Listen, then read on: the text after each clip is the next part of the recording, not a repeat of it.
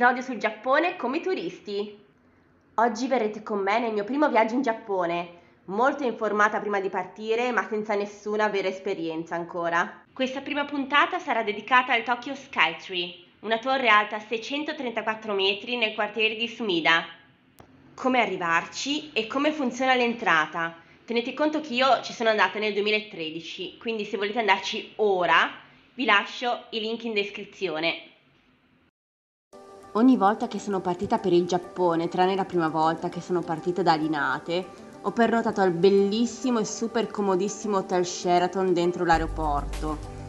Ci arrivate con il Malpensa Express che io prendevo dalla stazione centrale, sul binario 1 se non erro, e appena uscite dalla sotterranea vi trovate dentro l'aeroporto direttamente, con l'entrata dell'hotel davanti a voi, senza dover uscire ovviamente.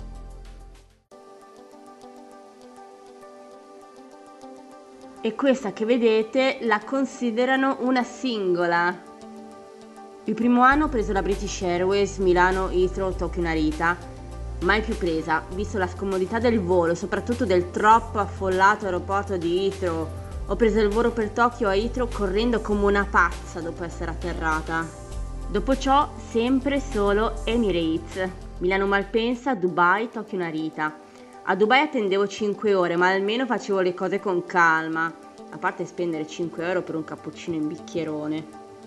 Comunque anno dopo anno, stessi orari, stessi voli, e a Dubai ogni anno non capivo perché la gente non capiva quando al gate le hostess annunciavano l'apertura del gate. Io ero sempre la prima a passare, benissimo, e dopo 10 minuti arrivavano anche tutti gli altri. Misteri. Se state seduti sul lato sinistro e se al momento giusto vi capitasse di guardare fuori come è capitato a me, avrete la mia stessa reazione. Oh, il Fujiyama, foto, foto, foto! Il mezzo migliore per andare in città da Narita è il limousine bus. Al piano dove ci sono le uscite dell'aeroporto, guardatevi intorno e vedrete un bancone arancione e dove si prendono i biglietti per i bus. Voi dite la vostra destinazione e la ragazza vi farà il biglietto dicendovi da quale fermata aspettare. Le fermate sono enumerate sul marciapiede subito fuori comunque. Lì ci sono gli addetti, mostrate il biglietto e loro vi metteranno in fila al momento giusto. C'è un totem dalla fermata con tutti gli orari e bus con le fermate in arrivo. Vi stiveranno il bagaglio e voi salirete, cintura allacciata, si parte. Io andavo all'hotel Mitsui Garden Premier Ginza. Se volete vedere lo Skytree già dal bus sedetevi a destra, mi raccomando. Le fermate sono indicate sul monitor sopra l'autista. Alla partenza gli addetti fuori si inchineranno. Fantastico! Il mio hotel era una delle fermate, quindi mi hanno fatto scendere proprio fuori. Il viaggio di ritorno potete comprarlo nel vostro hotel, se è una fermata del bus. Ed eccolo, il Mitsui Garden Premier Ginza. Negli anni ho sempre alloggiato qui. Dopo il primo stordimento del primo anno, perché la hall per il check-in era al 16° piano, cosa mai vista prima, mi sono ritrovata in questo bellissimo, lucidissimo e lussuoso spazio. I receptionist ovviamente erano molto gentili. C'è il ristorante caro, il bar, le postazioni per internet e stampare, e in camera ci sono tutte le prese per il vostro cellulare, eccetera. Vista fantastica ovviamente, visto che i piani dell'hotel partono dal 17°. Una cosa però, non ci sono gli armadi. Questa è una mancanza gravissima. Io vi giuro che ho controllato tutte le fessure nelle pareti di legno per vedere se c'era qualche armadio nascosto, perché non potevo crederci che non c'era un posto dove mettere i miei vestiti. Ovviamente il fantastico water con la tavoletta riscaldata, l'acqua che parte quando ti alzi e i vari bidet a scelta. La metro di Tokyo mi manca parecchio, non temete, ci si mette poco a capire come funziona. Per andare allo Skytree, che è la fermata finale, dovevo prendere la Nzomon Line direzione Oshiage Skytree. Quando scendete dovete solo prendere la scalinata a salire, poi girare subito a sinistra, passare il gate e poi l'entrata a sinistra, comunque ci sono i cartelli. Sotto allo Skytree c'è tutto lo shopping center su vari piani. Io avevo preso le scale fino al piano dei ristoranti, lì ho sempre fatto colazione da Samantha Tavasa, che è una stilista, dove tutto era rosa, le commesse erano bardate come hostess degli anni 50-60 fantastiche, e dove potevo sfogliare le belle riviste davanti a un tè dolcetto di Hello Kitty. E lì mi sono successe due cose divertenti, perché praticamente la stessa cosa è successa una dopo l'altra. Ero seduta al caffè quel giorno con i capelli legati a coda, un ciuffone cotonato bello e alto e all'indietro biondo platino. Ero ferma a leggere i messaggi sul mio cellulare quando alzo lo sguardo e vedo 3 signore che mi fissano. E poi ridendo mi hanno detto qualcosa, io l'ho detto in inglese che non capivo.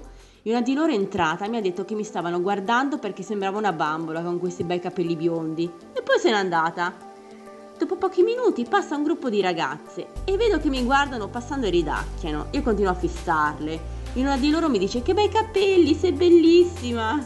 Questo è uno dei ristoranti dove andavo volentieri a bere un boccale di Coca-Cola alcolica e mangiare piatti come questo maiale su un letto di riso.